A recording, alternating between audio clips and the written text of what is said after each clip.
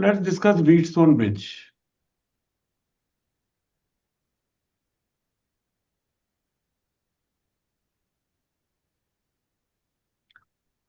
How does it look?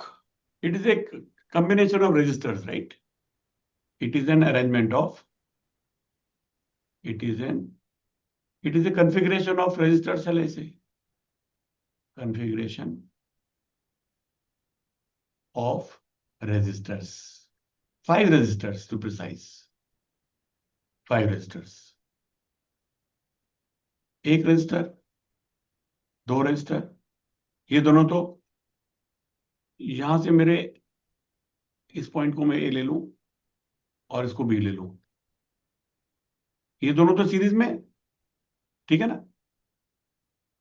इनको मैं R1 R2 ले लूं, ये R3, ये R4, राइट? R3 R4 भी सीरीज में। अगर सिर्फ इतना होता तो सॉल्व करना बड़ा आसान हो जाता। R1 plus R2 into R3 plus R4 upon R1 plus R2 plus R3 plus R4, ये इक्विवेलेंट रेजिस्टेंस हो जाती, राइट? मगर अभी क्या है, इसमें यहां पर एक रेजिस्टर लगा दिया जी, इसको हम कहते हैं R5। अब ये ना सीरीज बचा, ना ये पैरेलल बचा, ये कुछ भी नहीं बचा, राइट? मगर ये अपने आप में एक अरेंजमेंट है और इसको हमें सॉल्व करना है, राइट? ये कई बार काम आता है दिस पर्टिकुलर अरेंजमेंट, तो we need to solve it, right? ठीक है जी। तो इसकी हमें क्या निकालनी है? फाइंड इक्विवेलेंट रेजिस्टेंस, बेसिकली ऐसा मान लो, फाइंड इक्विवेलेंट रेजिस्टेंस। ठीक है जी। तो हम क्या कर सकते हैं, इसके अक्रॉस एक बैटरी लगा दूं मैं।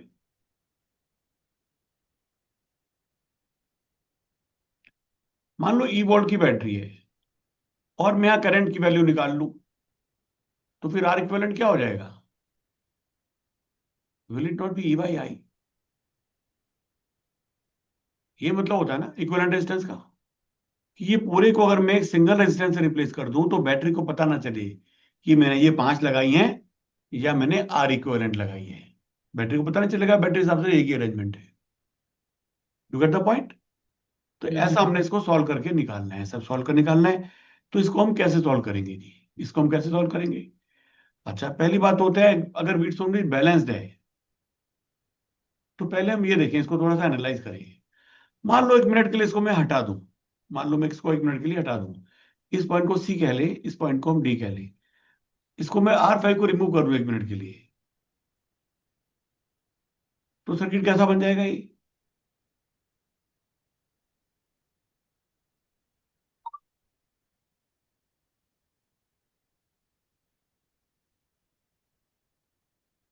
ऐसा बन जाएगा, this point is A, this point is B, this point is C, this point is D, this is E. ठीक है। अच्छा, अब एक पॉइंट को सर्किट में मैं वोल्टेज असाइन कर सकता हूं, मान लो मैं इसको 0 वोल्ट बोल दूं, तो ये कितना वोल्ट है ये वाला point? This is E volt, because E volt battery, this is also E volt. How much is the potential of this point? ये सारे गुड कंडक्टिंग वायर है ना, इसमें पोटेंशियल ड्रॉप नहीं होता, तो ये 0 वोल्ट है, तो ये क्या हो गया? This is also 0 volt. Is it fine? ये सब ना भी करें हम, तो यहां पर करंट कितना आ जाएगा, इसमें करंट कितना आ जाएगा? मतलब बेसिकली मुझे इन दोनों पॉइंट का पोटेंशियल निकालना है, वीसी और वीडी का निकाल सकते हैं। Can you find the potential VC? इसको 0 माना है, इसको ई माना है, तो वीसी का कितना पोटेंशियल है और वीडी का कितना पोटेंशियल है, बता सकते हैं? ये रेजिस्टेंस कितनी है? R1 R2 R3 R4। तो देखो ये तो पूरी दोनों सीरीज में, तो टोटल ड्रॉप कितने वाला मिलने है उनको? ई ड्रॉप मिलने वाला है ना? सीरीज में ड्रॉप कैसे होते हैं? Proportional to the resistance, right? तो इसमें ड्रॉप कितना हो जाएगा? इसमें ड्रॉप कितना हो जाएगा? I R V R one कितना हो जाएगा?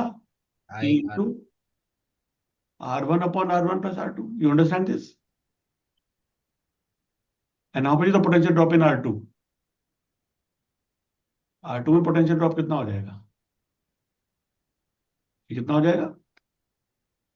ई R2 upon R1 plus R2। अगर इसमें कोई तकलीफ है तो पहले मैं करंट निकालूं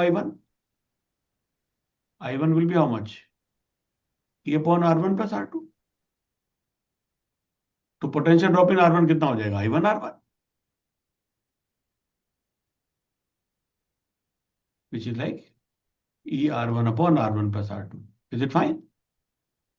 and similarly potential drop in R2 will be I1 into R2, which is this into R2 upon R। Is it fine? ठीक बात है, कोई मुश्किल इसके अंदर नहीं ना? तो फिर VC कितना हो गया? अगर ये जीरो है तो ये कितना हो गया, zero plus I1 R2, zero plus VR2। तो VC कितना हो गया, ER2 upon R1 plus R2। ठीक है जी। VD कितना हो जाएगा? सेम चीज यहां कर सकते हैं। यहां पर ड्रॉप कितना है, ER3 upon R3 plus R4। यहां ड्रॉप कितना है, ER4 upon R3 plus R4। तो जीरो प्लस दिस वाला ड्रॉप कितना हो जाएगा, ER4 upon R3 plus R4। Any doubts? Prayag, you want to say anything? नहीं। It's fine, right. अच्छा, मान लो ये दोनों पोटेंशियल बराबर है। Suppose VC is equal to VD। ठीक है।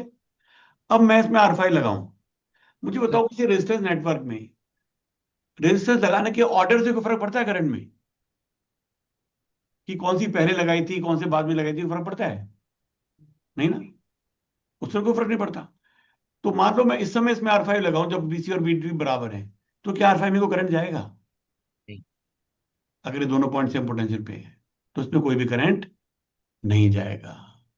सच ए Wheatstone bridge is called a balanced bridge in which there is no current in R5। तो कंडीशन, राइट, तो what will happen? No current in R5, and that is called a balanced bridge। It is called a balanced Wheatstone bridge। तो फिर क्या condition होगी, shall we find the condition for balance? सबको याद होती है पर डेरिवेशन देखना अच्छा है। क्या हो जाएगी, VC is equal to VD, that means ER4 upon R3 plus R4 is equal to VC, which is ER2 upon R1 plus R2। ठीक है जी। तो उसमें हम ई तो हमारे कट गए। अगर मैं इनको उल्टा कर दूं, इन दोनों को फ्लिप कर दूं, न्यूमरेटर डिनोमिनेटर को, तब भी तो सेम रहेंगे। तो R3 plus R4 upon R4 will be equal to R1 plus R2 upon R2। और दोनों में से वन सब्ट्रैक्ट कर दूं तो कोई फर्क पड़ता है क्या? Two things are equal, the things minus one are also equal. तो क्या बन जाएगा, R1 plus R4 minus R4 upon R4। R3 plus R4 minus R4, R3 by R4 बन जाएगा लेफ्ट साइड में। और राइट साइड में क्या बन जाएगा, बोलो? R1 by R2। R1/R। तो R1 by R2 is equal to R3 by R4, that become the condition for balance. तो हम सबसे पहले क्या चेक करेंगे, या फिर R1 by R3 is equal to R2 by R4 भी कह सकते हैं, एक ही बात है वो तो। R1 by R3 is equal to R2 by R4, या R1 by R2 is equal to R3, कैसे भी कर लो। सबसे पहले वही चेक करेंगे। अगर ये बैलेंस हमारा आया तो हम R5 को रिमूव कर देंगे और तो हमारा सीधा निकल जाएगा, फिर तो कोई दिक्कत नहीं है। तो this is about the balance Wheatstone bridge, this is about the balance Wheatstone bridge. अगर ये अनबैलेंस है तब कैसे सॉल्व करेंगे? अनबैलेंस है तो उसको सॉल्व करने के कई तरीके हैं जी, ठीक है। एक तो तरीका KCL KVL से, दूसरा KCL KVL का ही एक छोटा सा रूप है पर इसमें नोट्स के थ्रू चलते हैं। We don't make the loop law, we apply the node, right. तो दोनों तरीके से हम सॉल्व करके देख सकते हैं। दोनों तरीके सॉल्व कर देखते हैं। एक हमने सर्किट क्वेश्चन बना रखा है यहाँ पर, तो बताओ इस सर्किट को मैं दोबारा बना लूं। इसमें क्या करेंगे, कोई वैल्यू दे रखी है। अमूमन आपको ये बैटरी दी हुई नहीं होगी, सिर्फ इसको ऐसा दिया होगा A और B तक, और बोलेंगे इसका इक्विवेलेंट रेजिस्टेंस लगाओ। तो आप क्या कर सकते हो, यहाँ पर एक बैटरी लगा सकते हो अपनी मर्जी की, 10 वोल्ट की भी लगा सकते हो, E वोल्ट की भी लगा सकते हो। ई की लगाओ तो करंट ई कट जाएगा बाद में, कोई फर्क नहीं पड़ता। ठीक है, मैंने इसमें 30 वोल्ट की लगा दी। 34 से क्या फायदा है कि कई बार कटने वटने में आसान हो जाता है, बिकॉज 30 के कई फैक्टर्स हैं, राइट। 2 भी फैक्टर है, 3 भी फैक्टर है, 5 भी फैक्टर है ना। तो इसमें कटने में थोड़ा आसान हो जाता है, तो it becomes little easier sometime, right. 30 लेने से, 60 लेने से भी अच्छा लग सकता है, और भी फैक्टर हो जाएंगे 30 में थोड़े। एनी हाउ, ये हमने किया। तो बताओ, इसको, फिगर को मैं अलग से बना लूं जिससे हम सॉल्व कर सके इसको। किसी केसीएल केवीएल सॉल्व करना आता है आपको, और would you like to do?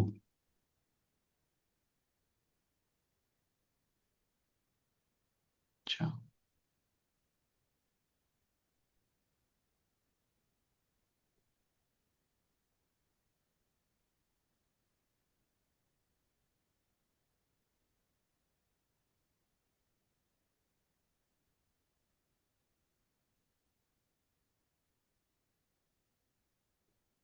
इसको हमने सॉल्व करना है जी। ठीक है, क्या करेंगे हम? यहां पर मैं कुछ करंट ले लूं, मान लीजिए मैं आई करंट ले लूं यहां पर। यहां से मैं एक I1 करंट ले लूं, यहां से मैं कुछ I2 करंट ले लूं। अब देखो, चांस ज्यादा है कि ये रेजिस्टेंस ज्यादा है, यहाँ ज्यादा करंट जाएगा। यहाँ पर कम कर जाएगा तो इधर से घूम के जाएगा करंट फिर। यहाँ पर ऊपर तरफ मैं I3 ले लूं, पर डायरेक्शन गलत भी ले लूं तो इससे कोई फर्क नहीं पड़ेगा, right. Maths will take care of me. ठीक है, फिर भी मैंने इसको I3 ले लिया। ये करंट कितना हो जाएगा? नोड लॉ को हम जंक्शन लॉ को फिगर में लगाएंगे। I2 इधर आया, I2 माइनस I3 इधर आ जाएगा, I2 minus I3। Any doubt? यहाँ पर I1 आ रहा है, यहाँ I3 आ रहा है, तो इसमें कितना आ जाएगा? I1 plus I3, I1 plus I3 plus I2 minus I3, यहाँ कितना हो जाएगा? I1 plus I2। और वही करंट यहाँ से जाएगा, तो ये करंट जिसको मैंने I लिखा था, असल में ये I1 प्लस I2 ही है। ठीक है जी। तो इसमें कितने नोन है? How many unknowns are there in this figure, right? It will some practice in the Kirchhoff law application, right? How many unknowns are there? I1, I2, I3, right. तो हमें कितने लूप बनाने पड़ेंगे? तीन। 3 लूप बनाने पड़ेंगे 3 unknown के लिए। और उसका लूप बनाने का तरीका क्या होता है? All resistors have to be covered, all batteries have to be covered. ठीक है, ऐसा कोई, अगर मैं ये 3 लूप ले लूं, 1, 2 और 3, तो बैटरी छूट जाएगी। तो ये लूप ठीक नहीं रहेंगे। हमें ऐसे लूप लेने हैं जिसमें कि सब चीजें कवर हो। जैसे एक लूप मान लो मैं ये ले लूं, एक लूप में मान लो ये ले लूं। अब 2 लूप तो ले लिए, अगर मैं तीसरा ये ले लूं तो क्या हो जाएगा? ये बीच वाली छूट जाएगी। तो एक में जरूर कवर करना है इसको। आगे बात समझ में? हमेशा जब भी आप ये लूप बनाओगे, आपको ध्यान रखना है कुछ छूट ना जाए। किसी ना किसी लूप में सारे सर्किट एलिमेंट्स कवर हो जाने चाहिए, है ना? ध्यान से सुन रहे हैं? All circuit elements should be covered in at least one or more, but at least one. All circuit elements should be covered. If you do that, then math will take care of you.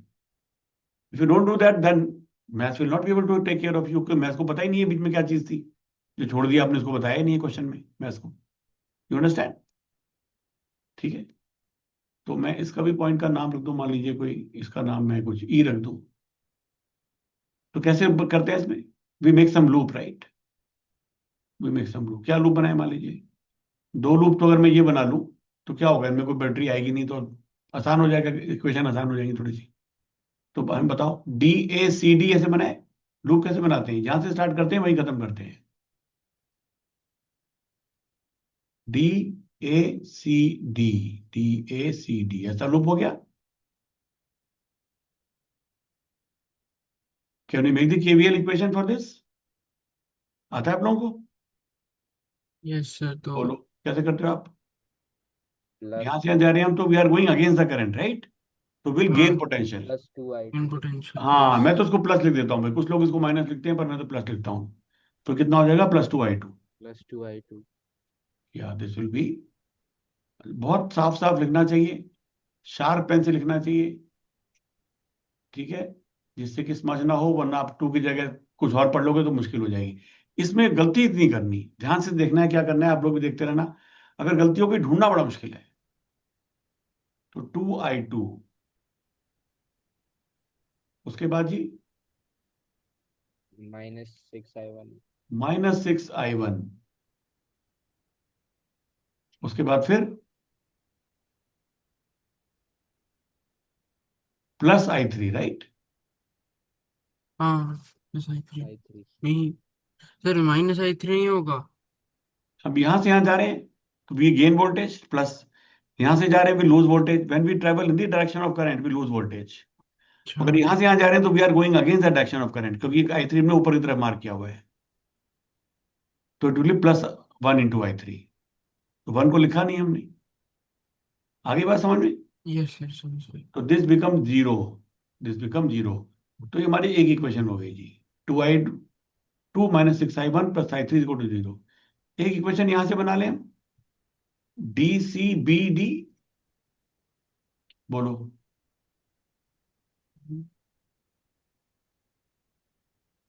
ये क्या बन जाएगी जी?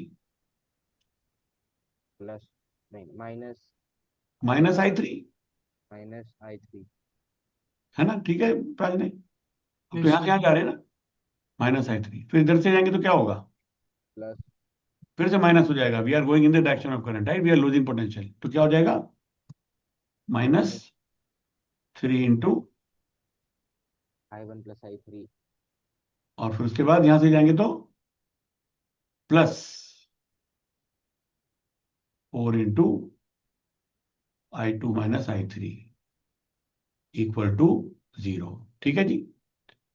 इसको simplify कर दें हम कुछ। -i3 -3i3 -4i3 कितना हो गया? -8i3। i1 कितना है? -3i1, है ना? और i2 कितना है? +4i2। 0। ये बिकम सेकेंड इक्वेशन। ठीक है जी। एक इक्वेशन ये थी, एक इक्वेशन ये, दो आ गई। तीसरी के लिए क्या करना होगा? बैटरी को लेना होगा। तो पूरा शैल ले आई मेक लेना। EADBE, ऐसा कर ले।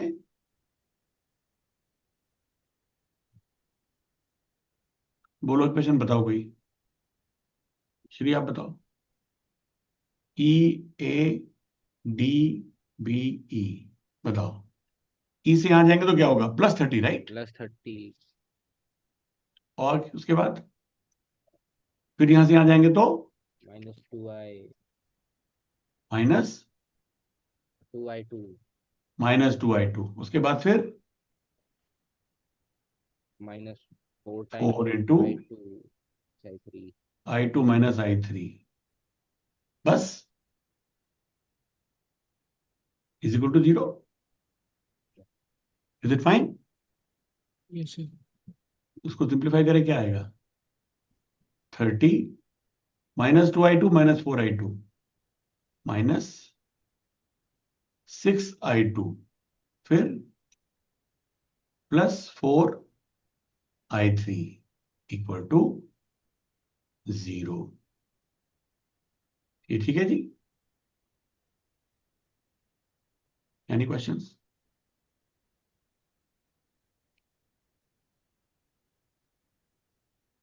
ये तीन इक्वेशन हो गई हमारी। This is the third equation. 3 questions and 3 unknowns. अब हमें थोड़ा दिमाग लगा देखना है कि कैसे हम करेंगे, थोड़ा सा आसान हो जाए सोल्यूशन निकालना, राइट? अगर ऐसा कर सके तो अच्छी बात है, वरना एक को दूसरे में को एक वैल्यू बाकी दोनों में सब्स्टिट्यूट कर दो तो 2 क्वेश्चंस 2 अननोन रह जाएंगे। फिर उसको भी एक में सब्स्टिट्यूट कर दो, एलिमिनेशन बाय सब्स्टिट्यूशन कर करके इसको हम कर सकते हैं।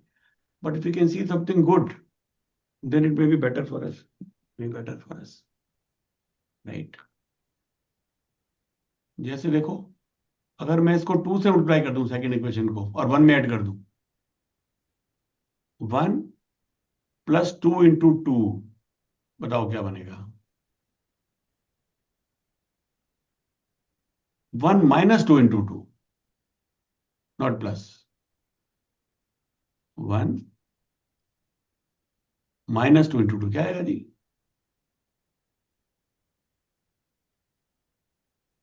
इसमें से इसका डबल घटाना है।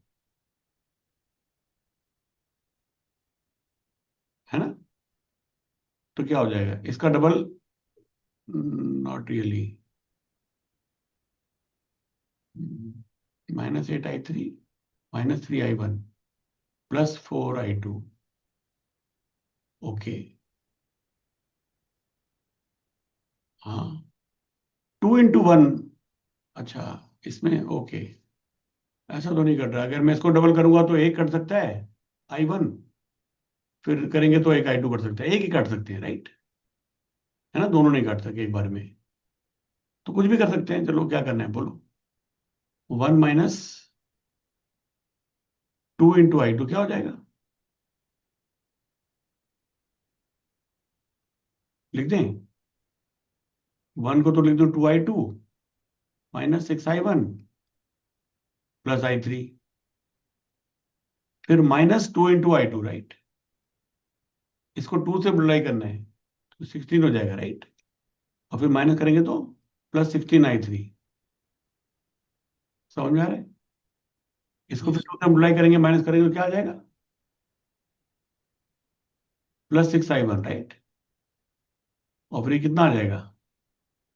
-4 I2 = 0, राइट?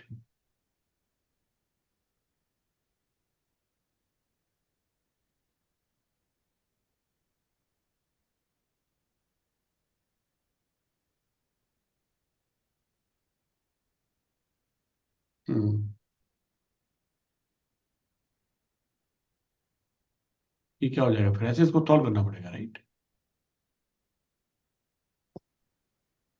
बोलो, हमारे क्या कट गए? -6 I1 और +6 I1 तो कट गए, राइट? तो क्या बचा?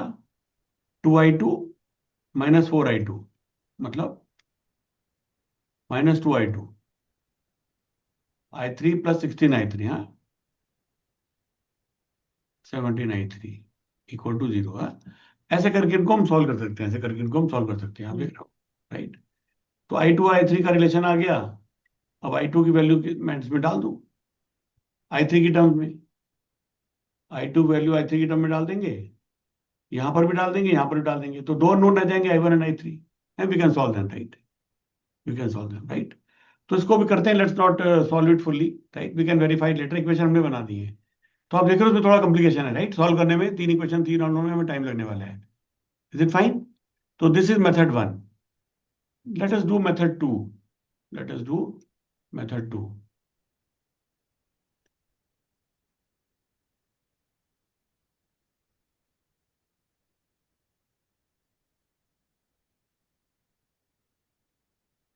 ये हमारा फिगर था जी।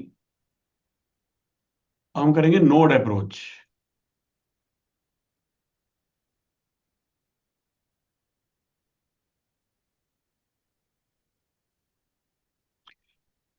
ठीक है, यहां पर मैं 0 वोल्ट ले लूं, एक पॉइंट पर असाइन कर सकते हैं। ये 30 वोल्ट हो गया। इसको मैं C वोल्ट ले लूं,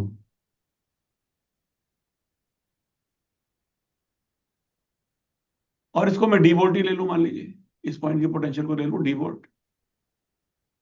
समझ में आ रही बात? अच्छा, यहां से I1 कुछ करंट गया था, I1, यहां से कुछ I2 करंट गया था,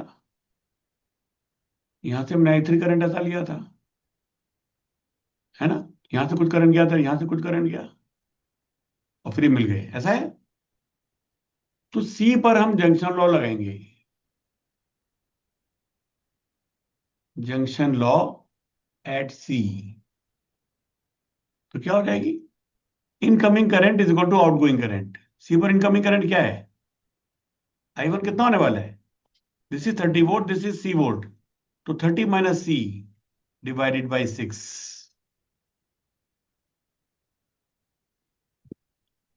समझ में आ रही बात? Is it fine? 30 - C the potential difference, and divided by the resistance, that is the current here, right, going from higher voltage to lower voltage। और यहां से कितना आ रहा है इसके ऊपर? D - C/1, right? और यहां से कितना जा रहा है? Incoming current is equal to outgoing current, that is the equation we are applying. incoming current at any junction, what happens? Incoming current is equal to outgoing current.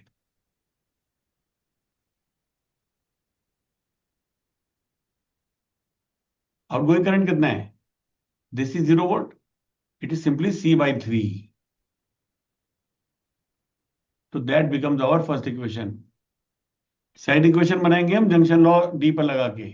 बोलो, apply junction law eight D. आप लोग बोलो भैया.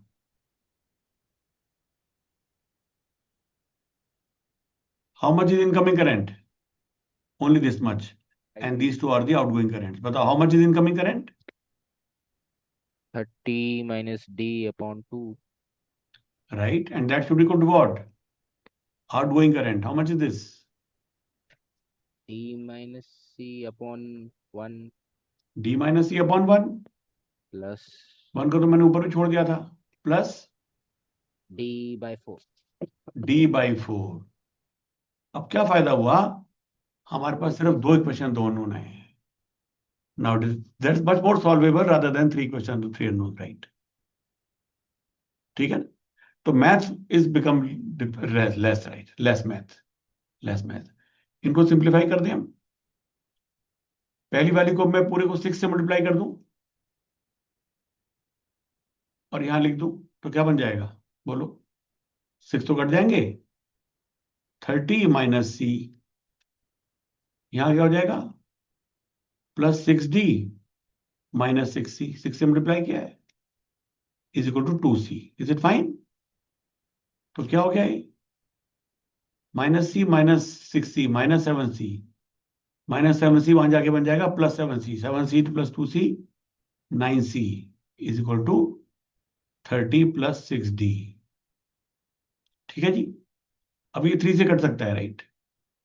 तो क्या बन जाएगा? 10. 3 से कट सकता है ना. 10 plus 2D is equal to 3C. Is it fine? That is our equation number 1. या इसको मैंने 1 2 डाल दिया था. I can call it 3. और 4 कौन सी बन जाएगी? इसको सिंप्लीफाई करते हैं. 4 सिंप्लीफाई करते हैं इसको, जिससे डिनोमिनेटर हट जाए. बोलो क्या बन जाएगा? बोलो. 4 सिंप्लीफाई करेंगे तो ये 2 आ जाएगा. तो क्या आ जाएगा? 260 minus 2D, right? Plus is equal to 4D minus 4C. 4D minus 4C plus D. D. तो ये कितना हो गया जी? माइनस 2D वहां जाके प्लस D बन जाएगा. तो 7D, राइट? और ये माइनस 4C यहाँ के प्लस C बन जाएगा. 60 plus 4C is equal to 7D, right? तो इनको मैं ठीक से अगर लिख लूं, ये इक्वेशन मेरी क्या है? 3C minus 2D is equal to 10. और ये क्या है? 4C minus 7D is equal to minus 60. Is it correct? Right. तुम्हें सॉल्व करने के लिए क्या करना है? I can multiply this by 4 और 3. हाँ, और I can multiply this by 7 और मल्टीप्लाई. अच्छा है ना? ऐसे है, राइट? सब्ट्रैक्ट करना पड़ेगा. फिर बताओ किससे करें? पहले सी से सी निकालें, डी निकालें? कोई एक निकाल सकते हैं. पहले इसको 4 से मल्टीप्लाई करें, इसको 3 से मल्टीप्लाई करें, तो क्या आ जाएगा? और सब्ट्रैक्ट कर दें तो 12C माइनस 12C तो 0 आ जाएगा. ये कितना आ जाएगा? Minus 8D. तो लिख देते, गलती ना हो जाए. 12C minus 8D is equal to 40. पहली इक्वेशन ये है. और दूसरी कितनी है? 12C minus 21D is equal to minus 180. Is it fine? अब सब्ट्रैक्ट करेंगे तो क्या आएगा? 12C minus 12C 0. This will be plus 21D minus 8D. 21 minus 8 कितना होता है? 13 है. 13. तो 13D is equal to 180 plus 40, right? 220, तो डी कितनी आ गई हमारी? 15 220/13 volt, right.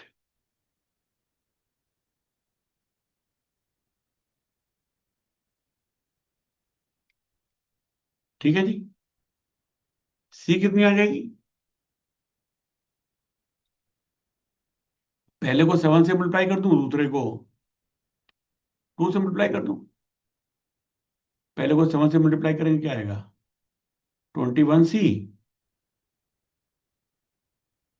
Minus 14D is equal to 70, है ना। और दूसरे को 2 से मल्टीप्लाई करेंगे तो क्या आ जाएगा? 8C minus 14D is equal to minus 120। Am I right? इसको 2 से मल्टीप्लाई किया, इसको 7 से मल्टीप्लाई किया। 7 into 70, 2 into minus 60 minus 120, 7 into 3 21, 7 into minus 2 minus 14D। This is 2 4 the 8, 2 minus minus 40। ठीक है, अब सब्ट्रैक्ट कर दें तो क्या आ जाएगा? 21C minus 8C, again it's coming 13C, right. ये तो कट गए, and that is equal to 190। तो सी कितना आ गया हमारा? 190/13 वोल्ट। सी कितना आ गया? 190/13 वोल्ट। तो डी इज 220/13 वोल्ट। तो how much is the current I3? I3 कितना हो जाएगा ये? D minus C by 1। तो D minus C by 1, right, which is 220 minus 190/13, which is like 30/13 ampere. 30/13 ampere, this is the I3. How much is I1? इनकी value लिख दें figure के अंदर ही। This is 30/13 ampere. How much is I1? बोलो। 30 minus C by 6।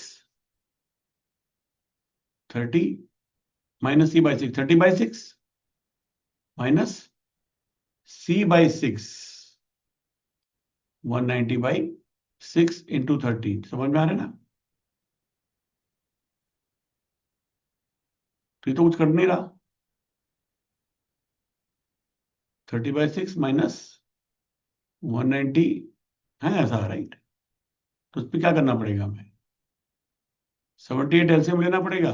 This will B 13 into 30, which is like 390 minus 200 190, right. ये कितना हो गया? 200 200/78, राइट, विच इज लाइक 100/39। ये हमारा I1 आया है। I1 कितना है? 100/39 एम्पियर। I2 कितना आएगा बोलो? I2 कितना आएगा? 30 माइनस D/2, राइट। ठीक है Shri, 30 minus D/2, 30 minus D/2. How much is this? 30/2, which is like 15, minus D/2. D/2 is 110/13, right? 13 LCM मिलेंगे। इधर कितना आ जाएगा? 13 into 15, 13 5 just 65, 5 6, 13 and 6 195 minus 110/13, कितना हो गया ये? 85/13 है। So that becomes our I2, 85/13 ampere. हमारे तीनों अननोन आ गए, I1 I2 I3, right? How much is the current in the battery? I कितना है? I1 plus I2, right? I कितना है? I1 plus I2. How much is that?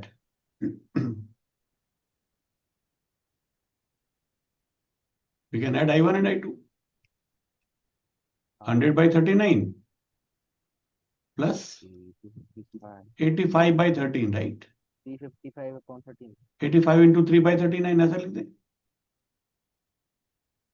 कितना बता रहे हो आप? 355 upon 39. 100 प्लस 3 इंटू 85, 3 5 जब 15, 5 1, 215 255 255 राइट यार, 255 355 upon 39 ampere, that is the total current. Then what is R equivalent जो हमने निकालनी थी जी फाइनली? बाकी सब भी निकालने की जरूरत पड़ सकती थी। ये कितनी हो गई? 30 divided by 50 I by right. तो 30 डिवाइडेड बाई दिस मतलब 30 इंटू उसका उल्टा right, 39 upon 355। How much is this? Can someone tell? This will cut by 5, 5 6 जा 30, दिस 71 राइट। तो 6 9 जा 54, 4 5, 234 by 71. Can you convert into decimal?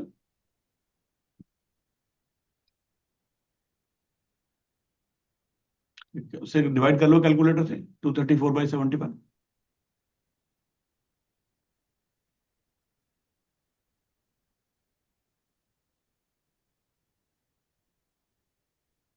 3.3 3.29 3.29 ओम है।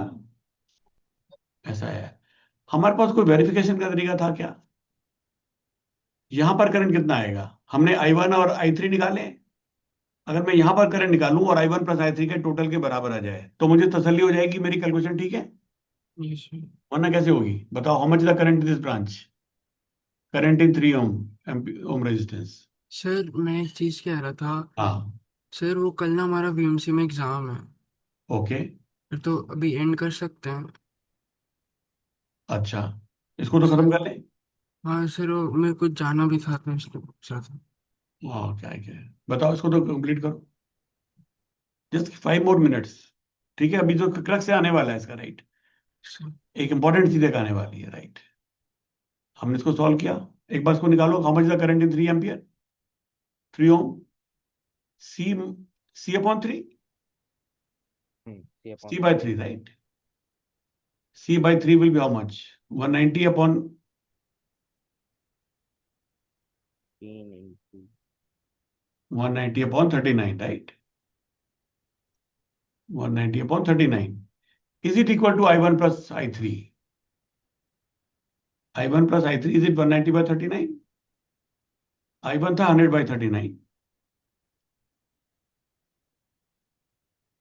Plus I3 is equal to, where is I3? 30 bye 39, 30 bye 13, पिछला है 90 by 39। तो total कितना आ गया? 190 by 39 right.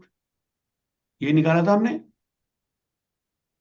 C by 3, 190 by 31 right. तो our calculations are correct, our calculations are correct, we got the right answers right. तो R equivalent कितनी आ गई इसमें? 3.29 ओम राइट। अच्छा, अब देखो एक बढ़िया बात सुनो भैया, कई बार मान लो ये क्वेश्चन आएगा आपको, इसकी बताएंगे कि भाई इसकी रेजिस्टेंस कितनी है, तो हमने इतनी मेहनत करने के बाद आंसर आया 3.29। ठीक है, अगर हो सकता है आपको 4 नंबर क्वेश्चन है सिर्फ ये रेजिस्टेंस पूछे, इक्विवेलेंट रेजिस्टेंस, तो आपको पूरा सॉल्व करना पड़ेगा। ठीक है, अगर वैल्यू दी हुई है तो मेरा कहना है हम एक ऐसा बड़ी आसानी से एक ट्रिक कर सकते हैं कि इसकी मैक्सिमम रेजिस्टेंस कितनी पॉसिबल है। देखो, अगर इसमें ये रेजिस्टेंस ना होती, अगर इसमें रेजिस्टेंस ना होती तो रेजिस्टेंस कितनी हो जाती? अगर मैं इसको हटा दूं तो रेजिस्टेंस कितनी हो जाएगी? This is 9, this is 6 right. तो क्या हो जाएगी? 9 इंटू 6 अपॉन 9 प्लस 6, ऐसा। 3 2 जा 6, 3 5 जा 15, upon 18 बाई 5 कितना हो गया ये? 3.6 ओम। 3.6. आप देख रहे हो हमारा कितना आया था? 3.29.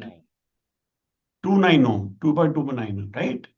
अच्छा, अगर मैं इसको इनफाइनाइट रेजिस्टेंस कर दूं, अगर मैं बीच वाली को R5 के दो केस हमने किए, R5 को जीरो हमने कर, अभी हमने R5 को क्या किया?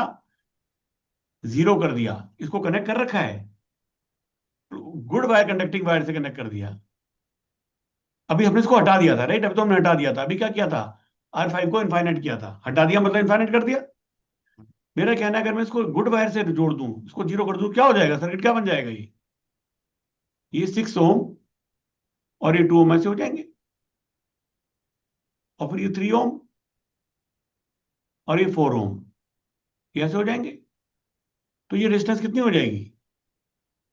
6 और 2 तो पैरेलल में, 6 × 2/8, 12/8 विच इज लाइक 1.45। और ये वाली कितनी हो जाएगी? 3 × 4/7, right? 12/7 which is how much? 1.7। 7 1 जा 7, 5 बचा, 7 7 जा 49, 1 बचा, 1.71। तो 1.5 + 1.71, ये कितना हो गया? 1 2